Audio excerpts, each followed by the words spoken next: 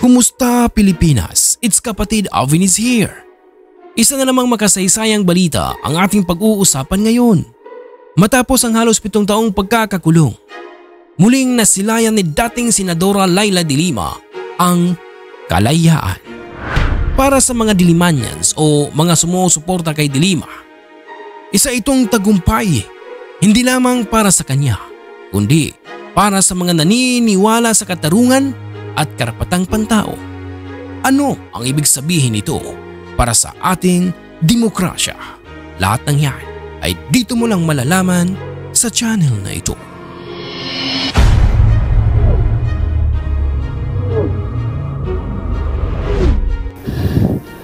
Para siraan niyo ako. Hindi niyo na iniisip kung ano na yung nagiging itsura niyo sa mata ng bayan at sa mundo. Kayo na po ang pinagtatawanan, hindi po ako. Para sa mga hindi nakakaalam na dapat ninyong malaman, unang naaresto si de Lima noong 2017 sa kasong may kinalaman sa iligal na droga. Ang mga aligasyon ayon sa kanyang kampo ay politically motivated, isang kaparusahan sa kanyang matapang na pagtutol sa madugong war on drugs ng Administrasyong Duterte. Sa kabila ng di umano'y kawalan ng matibay na ebidensya, siya'y nananatiling nakakulong. Pero ngayong taon, nagkaroon na rin ng liwanag ang kanyang laban. Oh boy!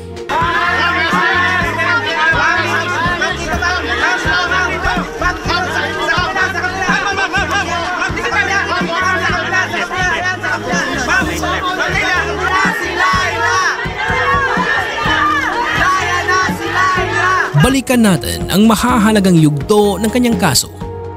Noong February 2017, inaresto siya sa Camp Crame. Sinundan ito ng sunod-sunod na pagtanggi ng korte sa kanyang mga apila para sa bail. At sa wakas, nitong Nobyembre 2024 this year, nagbigay linaw ang korte sa huling kaso laban sa kanya. Bayan, upang ipasok ng dayuhan, hindi sa kamawan ng dahas na paninigdak o pagbubulag-bulagan sa maling pagkakaibigan. Sa gitna ng lahat ng ito, hindi tumigil ang kanyang mga taga-suporta sa paninindigan na siya'y inosente. Oh boy! Ng mga importanteng testigo laban sa kanya, inuulitan na. The case against her is lost. Inuulit ko po, nalusaw na, basura na ang kaso laban kay Senadora. Nananawagan ako sa bagong administrasyon. Gawin ang tama sa moral, gawin ang tama sa legal, at palayain na si Leila ngayon. Maraming Pilipino ang natuwa sa balitang ito, lalong-lalo na ang mga dilawan at mga kumakalaban kay Duterte. Narito ang ilang reaksyon mula sa social media. Justice is served. Finally, Leila de Lima is free. This is a victory for democracy. Pati ang mga international human rights organizations tulad ng Amnesty International and Human Rights Watch ay nagpahayag ng suporta. Tinawag nila itong a triumph for justice. Ayon sa mga taga-suporta, ang kaso ni Leila de Lima ay nagbigay diin sa mas malawak na problema ng karapatang pantao sa ating bansa. Sa panahon ng war on drugs, hindi natin ikakaila libu-libong pamilya na wala ng mahal sa buhay. Marami ang nananatili naghahanap ng hustisya at si de Lima di umano ang naging simbolo ng kanilang laban. Oh boy!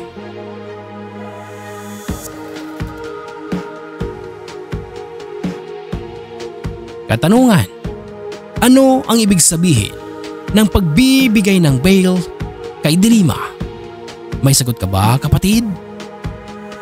Ayon sa mga makakaliwang grupo at mga dilawan, Ang kasong ito ay isang napakahalagang aral para sa mga kabataan. Hindi tayo dapat manahimik sa harap ng kawalang katarungan. Ang pagkilos para sa tama ay tungkulin ng bawat Pilipino. At ayon naman sa mga dilawan ngayon, ang kalayaan ni Leila de Lima ay paalala sa ating lahat. Ang hustisya, bagamat mabagal, ay maaaring magtagumpay. Pero hindi ito magaganap kung hindi tayo magkaisa at magbantay. Kaya mga kaibigan, magtulungan tayo para masiguro na ang ganitong kaganapan ay hindi na mauulit. Oh boy! Means I am now completely free and vindicated. It's very liberating. Walang mapagsidlan ng tuwa si dating Senador Leila de Lima dahil matapos ang 7 taon, ganap na siyang malaya. Maraming salamat sa pagsama sa ating talakayan. Huwag kalimutang mag-subscribe at mag-share, mag-like at manatili sa video na ito. At maraming salamat po. Sama-sama nating ipaglaban ang katarungan para sa lahat. 2021, pinawalang sala si de Lima ng Muntinlupa City Regional Trial Court Branch 205 dahil daw sa kakulangan ng ebidensya. Ang ikalawang kaso may kinalaman sa umano'y pagtanggap ni de Lima ng nasa 10 milyong pisong kita mula sa illegal drug trade sa Bilibid para magsilbing campaign fund. Ang driver at umano'y karelasyon ni de Lima na si Ronnie Dayan ang namamagitan ni umano sa nasabing transaksyon. Nagsilbing state witness sa kaso ang dating kapwa-akusado na si former Bureau of Corrections OIC Rafael Ragos na itinuturong nagdala ng pera sa bahay ni de Lima. Pero April 2022, nag-recant si Ragos at binawi ang kanyang testimonya. Anyay, pinilit lamang siya ni nooy Justice Secretary Vitaliano Aguirre na idamay ang dating senadora, bagay na itinanggi ni Aguirre. Bago niyan, nag-recant din ng kani-kanilang testimonya sina Dayan. May 2023, ipinawalang sala sina de Lima at Dayan ng Muntinlupa RTC Branch 204 kaugnay sa kaso. Bagamat naghain ang Office of the Solicitor General ng petisyon para mabaligtad ang desisyon. Ang ikatlo at huling kaso tungkol sa umano'y pakikipagsabwatan para sa malawakang bentahan ng droga sa Bilibid noong Justice Secretary pa si de Lima. Tumanggap umano siya ng aabot sa 70 milyong piso para sa kanyang kampanya sa tulong ng ilang inmate at opisyal ng Bucor mula 2013 hanggang 2015. Sa mahigit 6 na taong pagkakakulong sa Campo Crame, hindi natigil si de Lima sa pag-iit na inosente siya sa mga paratang.